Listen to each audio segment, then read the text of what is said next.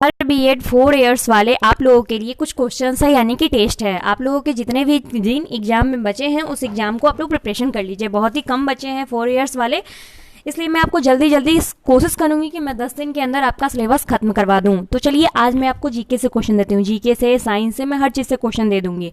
मैंने जैसा कि कल कहा था अपने वादे के अनुसार आज मैं वीडियो ला रही हूँ। फर्स्ट ऑफ ऑल, अगर आप हमारे चैनल पर नए हैं तो हमें सब्सक्राइब करें और घंटी वाला छोटे से बेल आइकन में प्रेस करें, ताकि जब भी मेरी वीडियो आएगी सबसे नोटिफिकेशन घंटी आपके फ़ोन की बजेगी।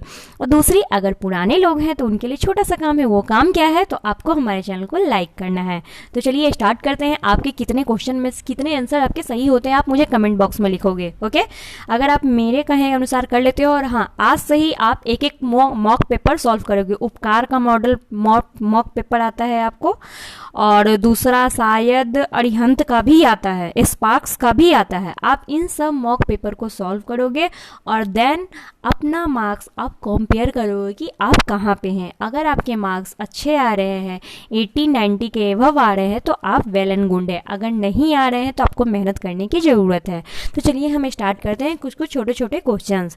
पृथ्वी पर दिन और रात होते हैं। मैं आपको 3 सेकंड का समय दूंगी, आप उसको 3 सेकंड के अंदर आपको आंसर करना है। चलिए स्टार्ट करते हैं फिर। चलिए, तो इसका आंसर है दैनिक गति के कारण पृथ्वी पर दिन और रात होते हैं। किस गति के कारण होते हैं? तो दैनिक गति के कारण पृथ्वी पर दिन और रात होते हैं। सबसे बड़ा ग्रह कौन सा है? तो चलिए आपके 3 सेकंड पूरे हुए। तो सबसे बड़ा ग्रह बृहस्पति है। सबसे छोटा ग्रह कौन सा है? तो सबसे छोटा ग्रह बुध है। याद रखिएगा, सबसे बड़ा ग्रह बृहस्पति है। यहाँ पे आपको क्या था? तो सबसे बड़ा ग्रह यहाँ पे देख लीजिए बृहस्पति है और सबसे छोटा ग्रह बुध है। यह क्वेश्चन आपसे पूछे जा सकते हैं। अगुलहास धारा किस महासागर में बनती है? तो ये बनती है हिंद महासागर में। किस महासागर में बनती है? तो हिंद महासागर में बनती है।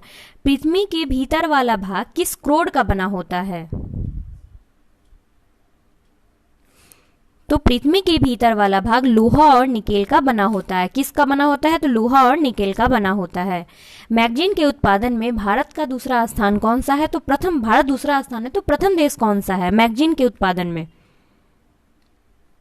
तो मैग्नीज के उत्पादन में है रूसी संघ है प्रथम देश। ओके, और हमारा भारत क्या है? तो हमारा भारत दूसरा देश है।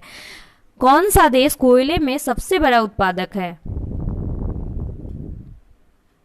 तो चलिए आपके समय होते हैं समाप्त। तो अमेरिका कोयले में सबसे बड़ा उत्पादक देश है। किसको जापान का मैनचेस्टर कहा जाता है? तो जापान का मैनचेस्टर ओसाका को कहा जाता है। किसे कहा जाता है? तो ओसाका को। आज मैं 10-10 क्वेश्चन हर टॉपिक से करवाऊंगी। Okay, are you ready? Bharat के स्वतंत्रता संघर्ष के दौरान डीकेन एजुकेशनल सोसाइटी नामक संस्था की स्थापना किसने की थी?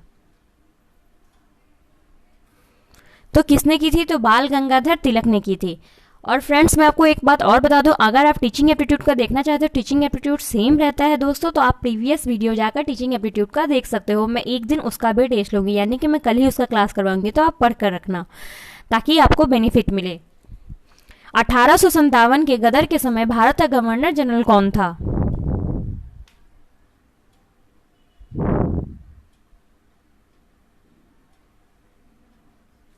तो चलिए, भारत का गवर्नर जनरल उस वक्त कौन थे? तो लॉर्ड कैनिंग थे। चलिए यहाँ पे देखते हैं, कंप्यूटर से भी कुछ क्वेश्चंस रख लेते हैं, क्योंकि उनकी कोई सीमा नहीं है कि किस चीज से क्वेश्चन पूछे थे। कंप्यूटर के आविष्कारक कौन है? तो कंप्यूटर के आविष्कारक चार्ल्स बैबेज हैं। सबसे पहला कंप्यूटर का नाम क्या था? तो सबसे पहला कंप्यूटर का नाम इनियाक था। इनियाक को सबसे पहला कंप्यूटर रखा गया था जिसका नाम। आधुनिक कंप्यूटर की सर्वप्रथम खोज कब हुई थी? देखिए, चार्ल्स बैबेज जो कंप्यूटर के जन्मदाता थे, तो ये तो आपको याद होना चाहिए, क्योंकि आज की डेट में हर व्यक्ति कंप्यूटर जरूर यूज करता है। तो आधुनिक इतिहास में 1946 में आधुनिक कंप्यूटर की खोज सर्वप्रथम हुई थी। कंप्यूटर के क्षेत्र में महान क्रांति कब आई? तो कंप्यूटर के क्षेत्र में महान क्रांति 1960 ईस्वी में, यानी कि 1960 में आई थी। कंप्यूटर का हिंदी नाम क्या है? तो कंप्यूटर का हिंदी नाम है संगणक। कंप्यूटर साक्षरता दिवस कब मनाया जाता है?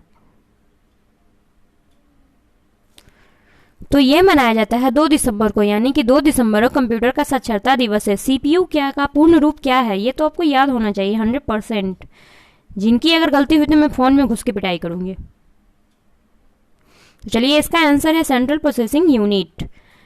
इनमें से कौन सा एक सर्च इंजन नहीं है?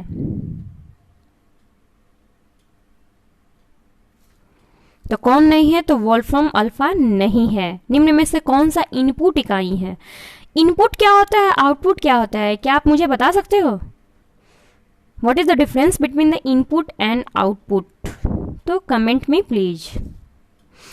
तो इनमें से सभी क्या है? इनपुट इकाई है। 1 किलोबाइट कितने के बराबर होती है? तो 1 किलोबाइट 1024 बाइट के बराबर होती है। राष्ट्रीय स्वयंसेवक संघ का निर्माण कब हुआ था? तो ये हुआ था 27 सितंबर 1925 ईस्वी को। राष्ट्रीय स्वयंसेवक संघ का मुख्यालय कहाँ है? तो ये नागपुर में है। राष्ट्रीय स्वयंसेवक संघ का संस्थापक कौन है? तो केशव बलिराम हेडगेवार है।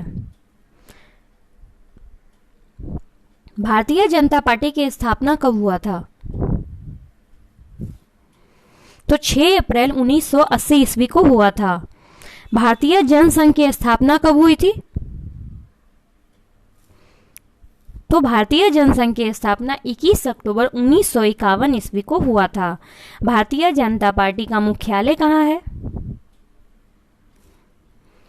तो इसका मुख्यालय नई दिल्ली में है। भारतीय जनता पार्टी का चिन्ह क्या है? तो कमल का फूल है। आम आदमी पार्टी का स्थापना कब हुआ था? वैसे ये क्वेश्चन आपसे पूछे नहीं जाएंगे, लेकिन आप कुछ कह नहीं सकते कि क्या पूछ दिया जाए। तो 26 नवंबर 2012 ईस्वी को आम आदमी पार्टी का गठन हुआ था। भारत की पहली विधि और न्याय लॉ एंड जस्टिस का मंत्री कौन है? तो भीमराव जी अंबेडकर थे। लोकसभा का उम्मीदवार होने के लिए अल्पतम यानी कि सबसे कम उम्र क्या है? तो टोटल ये 25 पेज है। तो चलिए, टोटल मैं 30 क्वेश्चन कराई हूँ। 30 क्वेश्चन में देखिए आपके कितने सही होते हैं। जितने सही होते हैं आप मुझे कमेंट करोगे, और हाँ, इसको वीडियो को ज़्यादा से ज़्यादा शेयर करोगे, क्योंकि बहुत ही कम बच्चे होने के कारण शायद मैं क्लास भी ना ले पाऊँ। इसलिए आप ज़्यादा से ज़्यादा शेयर करो ताकि मैं आपकी क्लास और ज़्यादा ले पाऊँ। तो इसी के साथ हम आपसे विदा लेते हैं। आई होप कि आपको मेरा सेशन पसंद आया। अगर पसंद आया हो तो आप लाइक कीजिए और भगवान करे कि आप उसमें बहुत ही अच्छे मार्क्स लाओ। मेरी दुआ हमेशा आपके साथ है। तो मैं आपसे विदा ले रही हूँ अब।